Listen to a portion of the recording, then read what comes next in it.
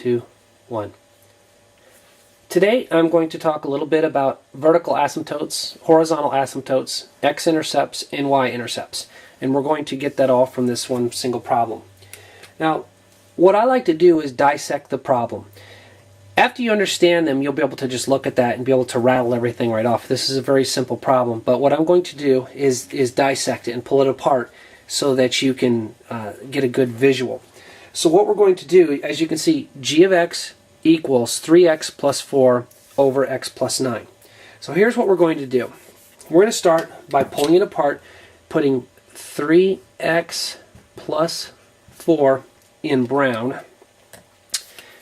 We will put in blue 4 over 9, and in red x plus 9, and in green 3x over x, or 1x.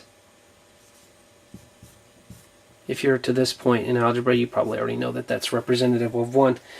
So now let's go ahead and just erase the middle part, and you can see how we've dissected the problem now. Okay, the left half, the right half, the numerator, the denominator, or the top half and the bottom half.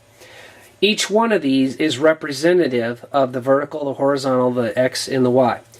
Now, key is remembering. Well, in this case, the x-intercept is the numerator. Okay, so we have to solve this, and of course, if you remember back from basic algebra, which I'll go ahead and do it anyway, that's how you do that to get the x-intercept. So here's what we're going to do. 3x, and then we move the 4 to the other side, which makes it a negative. Anytime we cross over, we make it a negative, or positive if it was a negative. And we divide both sides by 3. And of course, you know, the reason we do that is to isolate that x. By doing that, we end up with just simply x equals negative 4/3, right? Okay, well, that was our x-intercept. So what we will do to put it in a proper notation, what we would do is we parentheses negative 4/3 0. Okay? Okay, 1 down, 3 to go. Now, the 4 over 9 is representative of the y-intercept. Well, that's pretty much simplified right there, so we can leave it as is. So that would be our y-intercept. And we'll switch to blue. So in this case, we have 0, parentheses 0, and 4/9, and we're done with that one. Now the bottom is the denominator is our restriction or our vertical asymptote. Okay.